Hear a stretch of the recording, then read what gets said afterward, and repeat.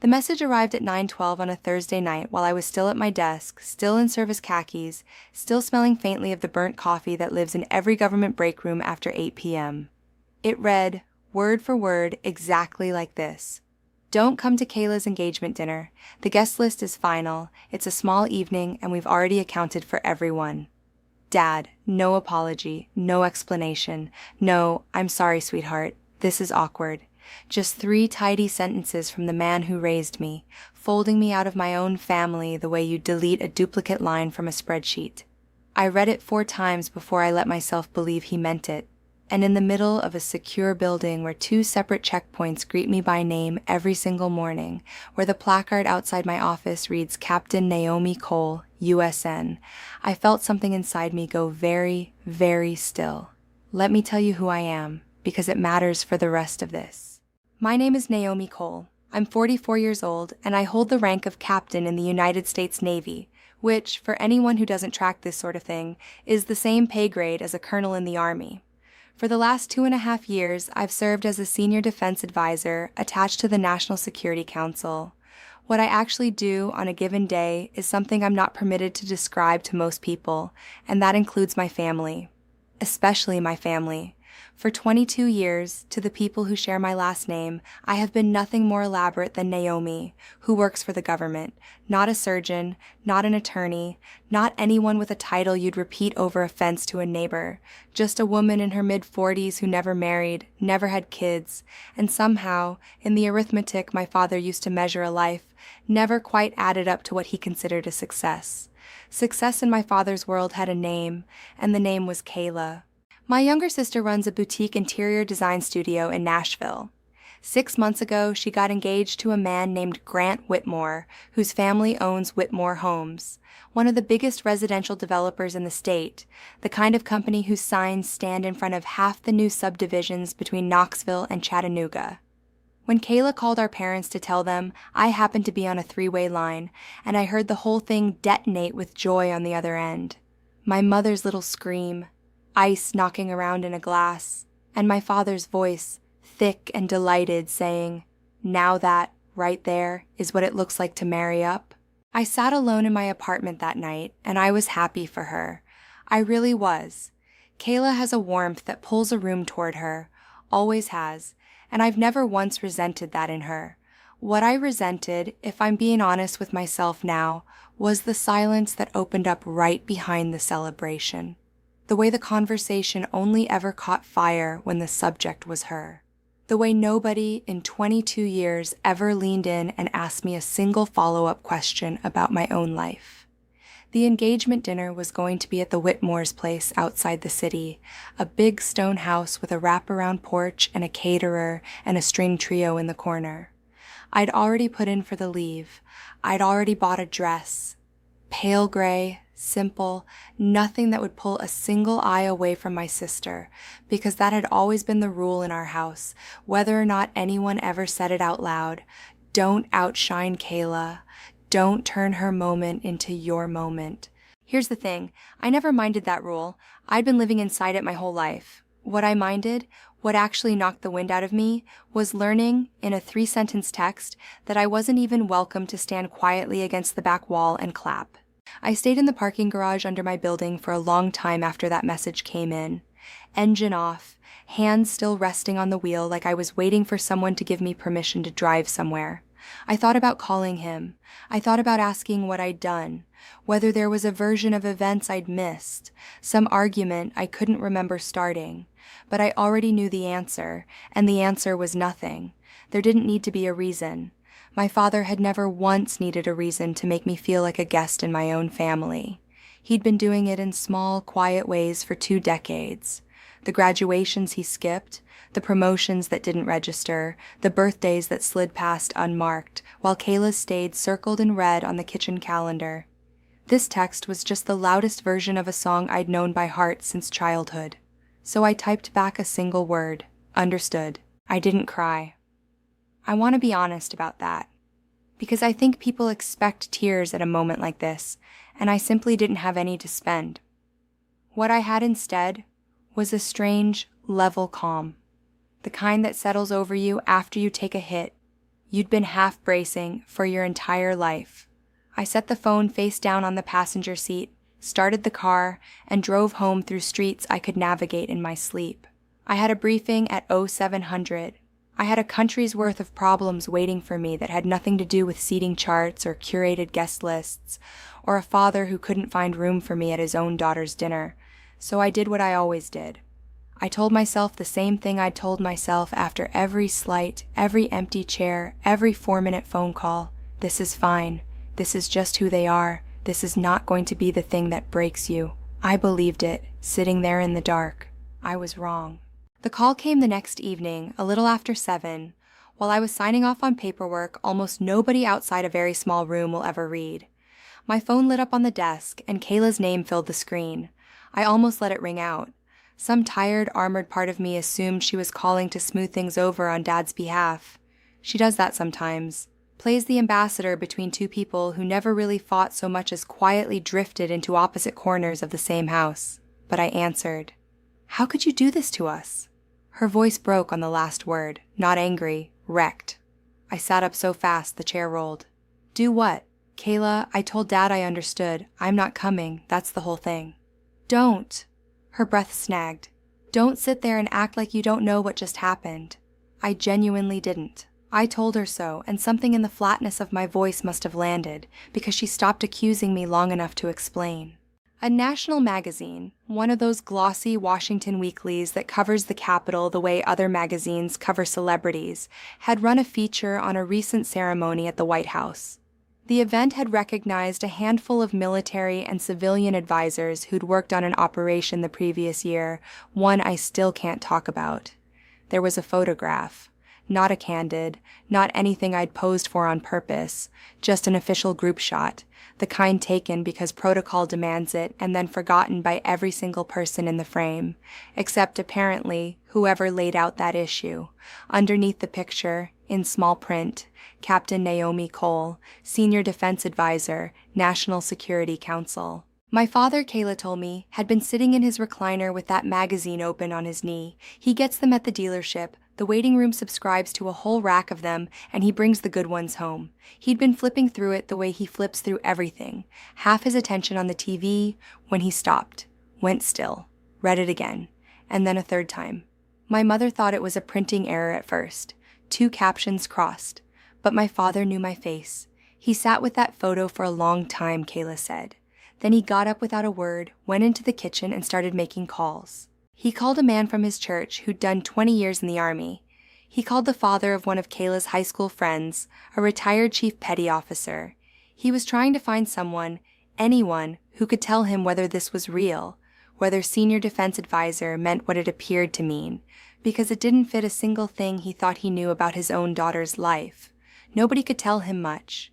The men he was calling weren't exactly plugged into White House staffing, and roles like mine don't come with a plaque you can look up. So he sat at the kitchen table, according to my sister, staring at a magazine, more and more rattled by a version of me he'd never once asked to meet. He thinks you did it on purpose, Kayla said. I actually laughed. There was nothing funny in it, but it came out anyway. Did what on purpose? Kayla, I didn't submit that photo. I didn't write that caption. I don't get final approval on what a magazine prints about a ceremony I stood in the back row of. That is not remotely how any of this works. He thinks you planted it, to embarrass him, right before my dinner. Her voice dropped and I could hear her pacing, that specific rhythm of someone walking a hallway they've walked 1,000 times, upset. He thinks you're punishing him over the guest list. I let that sit. It landed hard and strange, and honestly a little bit like a joke told at a funeral.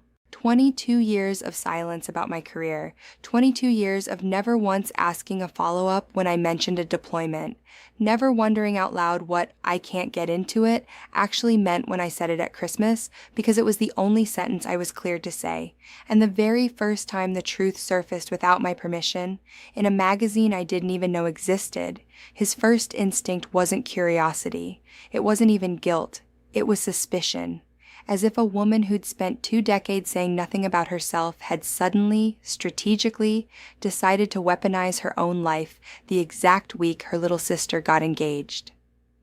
I found out that ceremony was even in that magazine about 90 seconds ago, I told her, keeping my voice flat and even, though something under my ribs had started to ache in a low, unfamiliar way. From you.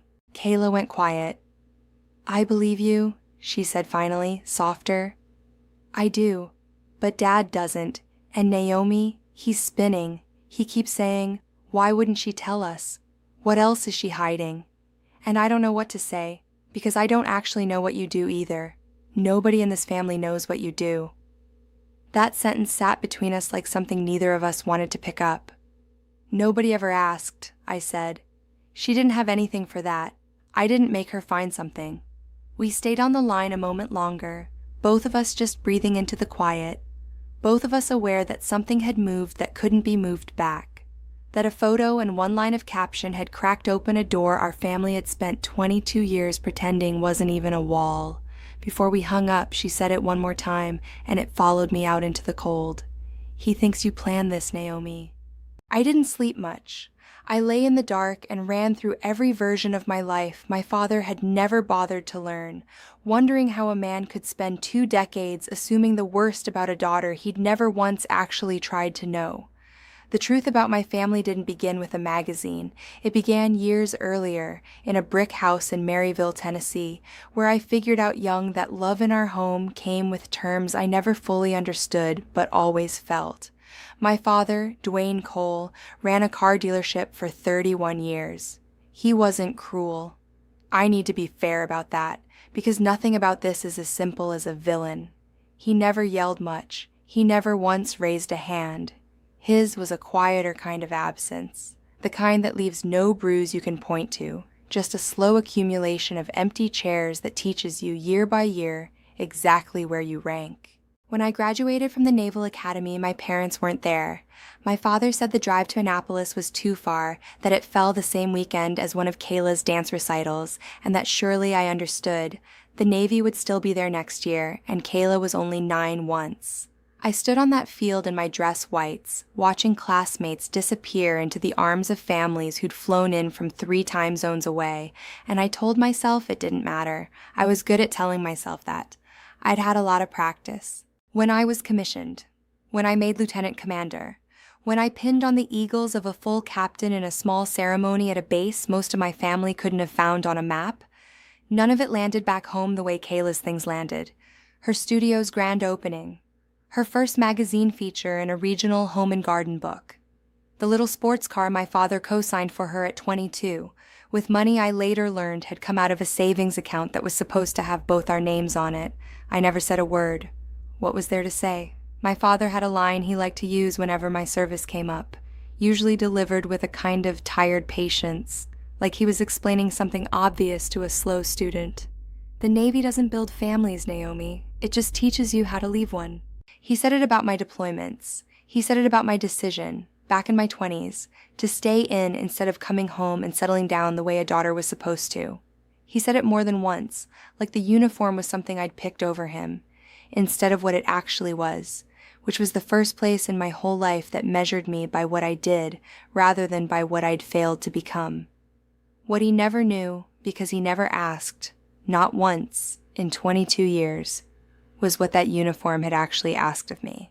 He didn't know about the 14 months I spent as an intelligence officer riding a destroyer through some of the most contested water on Earth, or the night we tracked a vessel we'd been warned about for weeks, and I made a call, in the dark, with incomplete information that a lot of people later told me was the right one. He didn't know about the non-combatant evacuation I helped run out of a collapsing port city, 36 straight hours in a windowless operation cell, moving families and embassy staff onto ships while the situation outside came apart, and the decisions I made in that room that still find me at 3 a.m. sometimes. He didn't know about the Legion of Merit sitting in a drawer in my apartment, still wrapped in the tissue paper it came home in, because I'd never once found an occasion where showing it to him felt like it would mean anything. He didn't know, because he never asked, and I stopped offering, because somewhere along the way, I'd learned the lesson so completely that I quit expecting anything else. You stop bringing gifts to a house where nobody ever comes to the door. The National Security Council assignment came about 2.5 years ago, through channels I still can't fully describe. It took the better part of a year to clear, background investigations that reached back to my grade school teachers, interviews with people I hadn't spoken to since college. When it finally came through, I called my parents to tell them I was moving to Washington for a new post. My father asked if it came with a raise. I told him it did, modestly. He said, "Well, that's something," sounded pleased for about 2 seconds, and then asked to put my mother on so they could talk about the caterer for Kayla's upcoming studio anniversary party. That was the whole conversation. 2.5 years of the most important work of my life, and it lasted under 4 minutes, most of it about a party for a room full of throw pillows. I'm not telling you this to make my father sound like a monster, because he wasn't one. He loved his daughters in the only way he understood love, as something you demonstrate through visible, legible, brag at church success. Kayla's success was easy to describe. Mine required a clearance he didn't have, and explanations I wasn't allowed to give. I think, in his head, my silence read as failure, when what it actually was discretion, duty, the quiet architecture of a life built to hold up something bigger than a dinner table story. And there was one more thing he never knew. For 9 years, I'd been sending money home, not obviously. My mother's knee replacement, the new roof after the hailstorm, the year the dealership had a bad stretch and they nearly missed a mortgage payment. Every time, a check arrived from something I'd made up called the Service Family Assistance Program, on official-looking letterhead I'd had printed, with a note explaining it was a benefit connected to my posting. My father was proud of that program. He told the men at church that the government took good care of families like ours. He had no idea the government was me. I did it that way on purpose, because I didn't want him to feel indebted, because I didn't want to create one more moment where he'd have to look at me directly, thank me, and inevitably fall short of the acknowledgement I was quietly, pathetically still hoping for. It was easier to give without being seen, safer. I was still turning all of this over the next morning, sitting at my desk, barely reading a briefing binder, when my phone started lighting up, call after call from a number I didn't know. Then one I did, my father's cell. I let every one of them go to voicemail. I wasn't ready. I wasn't sure I'd ever be ready, and some cold, exhausted part of me had decided that not answering was its own kind of answer. Around 11, there was a soft knock. Renata, one of the staffers who handles scheduling for our section, leaned in with an expression I couldn't quite read, somewhere between amused and alarmed. "Captain Cole," she said carefully, "there's a gentleman at the visitor entrance. He says he's your father. I want to describe as precisely as I can what it looks like when a man who has spent 22 years shrinking you is forced to walk through the actual world you built." My father had driven 9.5 hours overnight. He showed up at the visitor screening around 10:40 that morning with, as far as I can tell, no plan more sophisticated than ask for her by name and wait. He was wearing his good jacket, the navy blazer he keeps for funerals and closings, and he'd combed his hair the way he does for anything he considers important. I think he pictured this like walking into any office building. Give a receptionist a name, sit in a lobby, and a few minutes later I'd come out and we'd have a tense but survivable conversation on a couch somewhere. That is not how that building works. My father learned it the hard way, standing at screening for the better part of 40 minutes, while officers verified his identity, ran his information, and made calls to confirm that yes, a Captain Naomi Cole did in fact work in that building, and yes, the man in the navy blazer claiming to be her father was, per every record they could pull, exactly that. I picture him standing there, the confidence draining out of him minute by minute, not out of fear, but out of a slow, dawning understanding that he'd wandered into something far larger and far more serious than a magazine caption had prepared him for. Renata walked me out once he'd cleared, and when I came around the corner into the visitor area, I found a man I almost didn't recognize. He was standing very still by the window, hands clasped in front of him like he didn't know what else to do with them, watching people move past with purpose. And what he was actually watching, I realized as I got closer, was that every single one of them acknowledged me before they even clocked that I had a visitor. "Morning, Captain," from a passing Army colonel I knew from the Joint Staff, barely breaking stride. "Captain Cole," with a nod, from a 2-star admiral I'd worked beside for the better part of a year on something I still can't discuss. My father's head turned each time, tracking the greetings the way you'd track numbers you were trying to add up in real time and couldn't quite make total. And I watched the exact moment something behind his eyes shifted. It wasn't dramatic, no gasp, just a slow recalibration, the look of a man discovering that the floor he's standing on is not the floor he thought it was. "Dad," I said, stopping a few feet away. He turned to face me fully, and for the first time in longer than I could remember, my father looked uncertain, not stern, not disappointed, uncertain, in a way I had never once seen from him. Not at any graduation he skipped, not at any accomplishment he waved off. His eyes moved from my face to the eagles on my collar to the corridor behind me, still processing the Admiral, still processing every voice that had said my name in the last 2 minutes. "I didn't know," he said finally. His voice had lost the flat, closing argument certainty he used for delivering his verdicts on my life. "Naomi, I had no idea any of this was real."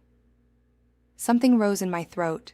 Some old, cornered version of me that wanted to soften this for him, to rush in and fill the silence the way I'd been filling his silences my whole life, so he'd never have to feel the weight of one. I made myself hold still. I made myself say the truest thing I had. "You never asked." It wasn't cruel, the way I said it. I need you to understand that. There was no triumph in it, no satisfaction in watching it land. It was just a fact, set down between us the way certain facts have to be set down before anything honest can be built on top of them. 22 years of silence had never been my choice alone. It had been laid, brick by brick, out of every question he decided not to ask, every ceremony he decided wasn't worth the drive, every conversation that ended the second Kayla's name came up instead. My father didn't argue. That, more than anything, told me how deeply this had shaken him. Because arguing was the one thing he always did, the reflex of a man who needed the last word the way other people need air. Instead, he stood there, in the corridor of a building he'd never imagined his daughter belonged to, and he let my sentence hang without a single word of defense. "Come to the dinner," he said instead. His voice cracked on the word dinner, like it had turned into something more fragile in his mouth than it had been a day earlier. "Please, come to Kayla's dinner." I looked at him for a long moment, really looked, the way I hadn't let myself in years, searching his face to figure out what this actually was, whether it was a real reckoning or just panic about what the men at the country club might now think of him. I honestly couldn't tell, but there was a rawness in his eyes I'd never seen before, and it made me hesitate before I answered. "I'll think about it," I said, and I walked him back to the gate myself. The two of us silent the whole way, 22 years of unsaid things trailing behind us like a thread finally starting to pull loose. I told myself I wasn't going. I held that line for 2 full days, right up until Kayla called again on Saturday, and this time there was no performance in her voice, no rehearsed appeal on Dad's behalf. She sounded scared. "The Whitmores know," she said. "About you, about all of it." It turned out the same magazine that had detonated in my father's living room had, inevitably, made its way to Grant's family, the kind of people who read Washington weeklies over breakfast the way other families read the box scores. Someone at their club had mentioned it. A Navy captain in the family? At the White House? Grant's mother, Vivian Whitmore, a woman I'd never met, whom Kayla described in a tone stranded somewhere between fear and awe, had asked Kayla about it directly. She'd expected a charming, ready-made story about an impressive older sister. Instead, she got a stammering, half-formed non-answer, because Kayla herself barely knew what to say. She didn't know the details of my work. She'd spent years, when anyone asked, describing me as my sister. She does something for the government, I'm honestly not sure what. The Whitmores did not enjoy the feeling of being managed. Vivian had apparently said something to the effect of, "Families who keep secrets at the beginning have a way of keeping them all the way through." There'd been a stiff phone call between my father and Grant's father. There had been talk, brief but real, of pushing the formal engagement announcement back, while the Whitmores took a beat to reassess. My father, in Kayla's words, was coming apart at the seams, terrified that his own 2 decades of quietly dismissing me, were about to cost his younger daughter the marriage he'd been measuring his whole self-worth against for months. I sat with the phone against my ear and felt something complicated move through me. Not satisfaction. I never wanted this landing on Kayla, never wanted my exclusion to curdle into her problem. But underneath that, something closer to clarity. For 22 years, my life had been treated as faintly embarrassing. Something to smooth over at gatherings. Something my father actively hid from the people whose opinions he cared about. And now that same hiding, that same low-grade shame he'd wrapped around me, had finally come due. And it wasn't going to be paid by him. It was about to be paid by my sister, at her own engagement dinner, in front of the family she was marrying into. "I need you there," Kayla said, and her voice came apart in a way that had nothing to do with strategy. "Not for Dad. For me. Please, Naomi." I thought about the 3-sentence text. I thought about the empty chairs, the 4-minute phone calls, the savings account with only one name on it. And then I thought about my sister, 31 years old, standing in a room full of people who suddenly doubted her family's honesty, doubting her because of a truth nobody in our house had ever made room for. I said yes. I arrived at the Whitmore house 2 days later on a warm Saturday evening, and I deliberately did not wear the uniform. I wore the pale gray dress I'd bought for this exact night, months earlier, before any of this started. I told myself I was not there to make a statement. I was there for Kayla, nothing else. That lasted about 12 minutes. I was standing near the edge of the porch with a glass of sparkling water, working hard at being unremarkable, when an older man in a linen jacket made his way over with the unmistakable bearing of someone who'd once worn a uniform himself. He introduced himself as a retired rear admiral, a friend of the Whitmore family, and said he'd caught my name near the bar. "Captain Cole," he said, putting out his hand with a firmness that carried its own kind of respect. "I read about that operation your team supported last year. Quiet, careful work. It's an honor to meet you." I hadn't expected to be recognized. Not there, not by anyone. But word moves fast in certain rooms, and within half an hour, 3 more people had come over. A veteran who'd served in the same waters. A young ensign, home on leave, who'd heard my name from his commanding officer and looked like he might salute out of pure reflex. A woman whose late husband had worked adjacent to a command I'd once been part of. None of them made a scene. There was no announcement, no toast, just a quiet current of recognition moving through the party, one person at a time, the kind of respect that doesn't have to be loud to be real. I found my father at one point standing near the porch rail, holding a drink he hadn't touched, watching all of it unfold with an expression I'd never seen on him before. It wasn't pride, not yet. It was something rarer than that, and it took me a while to name it. I think, looking back, it was grief. Grief for 22 years he'd spent assuming a version of me that had never existed. Grief for every ceremony he'd skipped, convinced there was nothing there worth the drive. He caught my eye across the porch, and for a moment neither of us moved. The party carried on around us, laughter, clinking glasses, Kayla's bright and enormous relief as Vivian Whitmore visibly, gradually, warmed back toward her. But between my father and me there was only that long look, heavy with everything we hadn't said, and everything still waiting to be spoken. He didn't come over. Not then. I think he understood that whatever needed to happen between us was not going to happen in front of an audience. He found me about 2 hours later, after most of the guests had drifted toward the dessert table and the trio had shifted into something slower. I'd gone out to a bench at the edge of the garden, away from the noise, the way I'd been finding the quiet corners of family gatherings my entire life. He sat down beside me without asking, which was not like him. For a long minute, neither of us said anything. "I used to tell people you worked in an office," he said finally, staring straight out at the dark garden instead of at me. "When your Aunt Deb would ask what you did, I'd say you did paperwork for the government. Filing, data entry, I think I said once." His jaw worked. "I made you sound small." I didn't rescue him. I let him sit in it, because somewhere in the tired, careful part of myself that had been absorbing this for 2 decades, I understood that this was not a moment to soften. He needed to say it out loud, all the way, without me smoothing the landing the way I always did. "Why?" I asked eventually. And I meant it as a real question, not an accusation. He was quiet a long time. When he spoke again, the polish was gone from his voice, the confident closing statement cadence I'd grown up underneath. Because I didn't understand it, he said. The military. What it meant for a woman to go into it, to make a whole life out of it. My own father used to say things about women in uniform that I'm ashamed of now. And I think more of that stuck to me than I ever admitted, even to myself. He turned his glass slowly in his hands. I thought you'd come back changed into somebody I couldn't reach. I thought you'd never have a family of your own, never have the kind of life I knew how to be proud of. And when you didn't come back, when you just kept going further and further into something I couldn't picture, I think I decided it was easier to believe you'd failed at something than to imagine you were succeeding at something I couldn't understand. It was the most honest thing my father had ever said to me, and it landed with a strange, quiet weight. Not vindication exactly, but something next door to it. The relief of finally hearing a wound named correctly after years of only feeling the shape of it in the dark.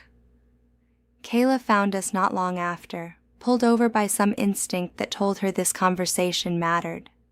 She sat right down on the grass in front of the bench in her cream dress, careless of it, looking up at the two of us like she was seeing her family clearly for the first time in years.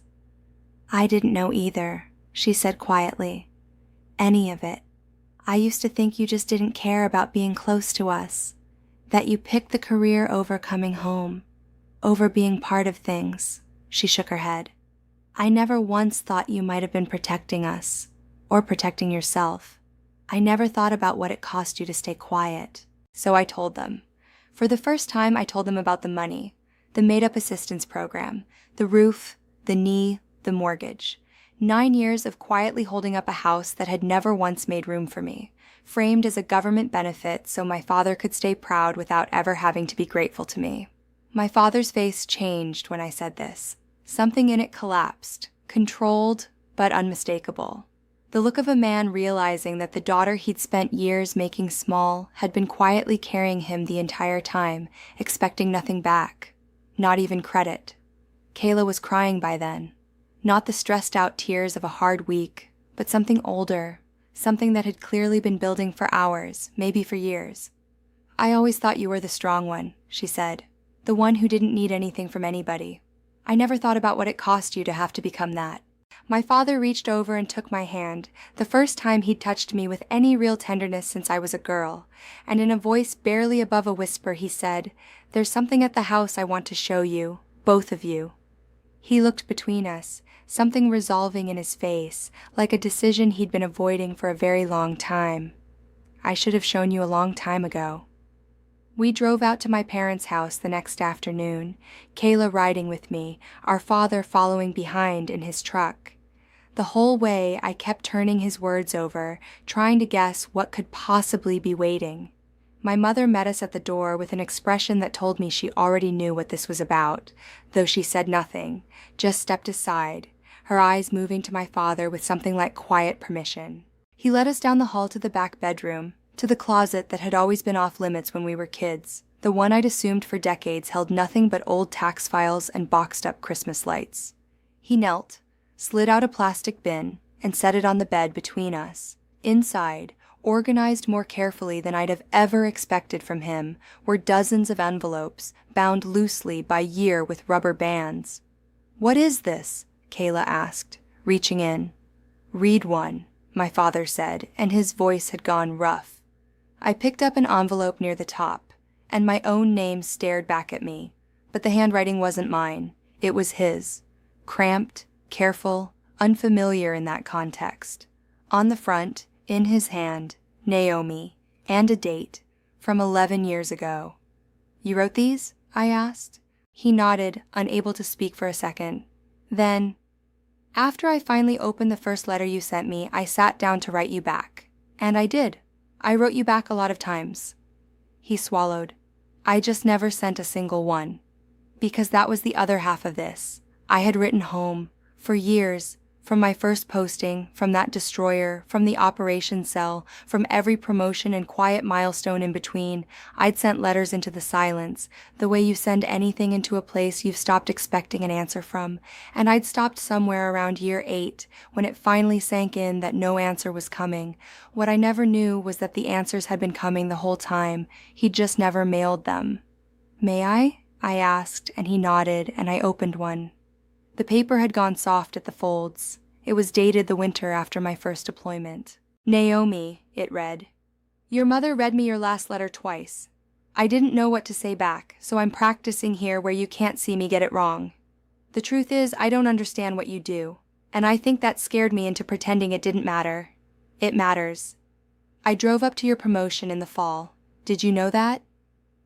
I sat in the back, and I left before the end because I was afraid you'd see my face and know I didn't understand a single thing that was happening. That's the kind of coward I've been about you. I keep meaning to tell you I'm proud. I keep meaning to. Dad." The room was silent when I finished. He had come. Once, at least. He'd driven up, sat in the back, and slipped out before I could see him. Too ashamed of not understanding to let himself be understood. 22 years I'd believed he'd never once shown up, and here was proof that he had, and that his own fear had walked him right back out the door. My father had his face in his hands, his shoulders shaking in a way I had genuinely never witnessed from him in 44 years. Not at funerals, not at anything. My mother stood in the doorway with one hand pressed to her mouth. Kayla had moved to sit against me, her head on my shoulder the way it used to land when we were small. "I'm sorry," he finally said, lifting his red-rimmed eyes. "I'm so sorry, Naomi, for the text, for all the years before it. I don't know how to undo 2 decades of getting you wrong, but I want to try, if you'll let me." I didn't have a tidy answer for him. I didn't tell him it was fine, because it wasn't, and I was done pretending otherwise for his comfort. But I didn't get up and leave either. I sat there in a room full of unsent letters and let something long buried finally start to surface. Not resolved, not yet, but no longer hidden. Before I left that night, he asked me to help him with one more thing. At the bottom of the bin, he'd found a framed photograph. Me at 22, freshly commissioned, standing stiff and proud in my dress whites. I didn't even remember it being taken. He must have kept it all this time. A whole bin full of pride he'd never once let himself hang. He carried it into the living room, found a hammer and a nail, and hung it on the wall directly beside the big formal portrait of Kayla from her studio's opening, the one that had held that spot alone for as long as I could remember. He stepped back, looked at the two of them side by side, and said nothing for a long moment. Then he turned to me. "There," he said, his voice unsteady. "That's about 20 years late. But there. I won't pretend one nail in a wall fixed everything, because grief and neglect don't dissolve on command, no matter how sincere the apology. There are harder conversations ahead of us. There will be moments where the old patterns try to creep back in, and we'll both have to choose again and again to do better than we did before. But standing in that living room, looking at 2 photographs finally hung as equals, I felt something loosen in my chest that had been clenched tight for over 20 years. I drove back to Washington the next morning with the sun coming up over the ridgeline, and somewhere on that quiet stretch of highway I found myself thinking not about the anger I'd carried for so long, but about what I'd actually needed the whole time. For years I believed it was an apology. I thought if my father ever said the words, "I'm sorry," something in me would finally settle and feel whole. But sitting in that bedroom, listening to him weep over letters he'd been too afraid to send, I understood it had never really been about the words at all. What I needed was simpler than an apology, and somehow much harder to ask for. I needed him to look at me. Not the idea of me he'd built out of fear and old prejudice, and things his own father said that he never bothered to examine, but the actual woman standing in front of him. I needed to be known. That's what finally arrived in that room full of letters. Not a perfect resolution, not a clean cinematic ending where the pain just evaporates, just a father, 22 years too late, finally willing to see his daughter and choosing in that lateness to try anyway. I think about that a lot now, weeks later, back at my desk, back in the demanding rhythm of the work I've built my life around. I think about how much of my strength came from learning to stand on my own, to find my own worth when nobody offered to help me find it. I don't regret that strength. It carried me through deployments and losses and decisions no one should have to make alone. But I've learned something else in the weeks since that night. That needing people, wanting to be seen by them, isn't a weakness you're supposed to outgrow. It's something you're allowed to keep wanting, no matter how old you get. No matter how many ribbons or titles or quiet victories you've stacked up where no one was looking. Kayla and Grant's wedding is in the spring. The Whitmores, for what it's worth, could not be warmer now. Vivian has taken to introducing me as our Naomi the captain to anyone who'll stand still, and my father asked me carefully, almost shyly, if I'd wear my dress uniform. Not to make a statement, he said. Just because he wanted to see it. Wanted to finally understand what it looked like on the daughter who'd worn it for over 20 years without an audience. I told him yes. If there's one thing I hope you carry away from this story, it's this. Sometimes the people who hurt us aren't monsters. Sometimes they're just people who never learned how to ask the right questions, who let fear and old habits stand in for actually knowing you. That doesn't excuse the silence, and it doesn't mean every story ends like mine did. But if there's someone in your life you've stopped expecting to truly see you, it might still be worth leaving the door open just a crack, the way I did, without even meaning to. So let me ask you, what would you have done in my place? Would you have gone to that dinner? Would you have opened that door again after all those years? Tell me in the comments below and let me know where you're watching from tonight. I'm always amazed at how far these stories travel. We share ones like this every day, real moments about family, forgiveness, and the quiet battles so many of us fight without anyone ever knowing. If this one moved you, hit subscribe so you never miss the next story that might land a little too close to home. Thank you for sitting with me through this one. I'll see you in the next story.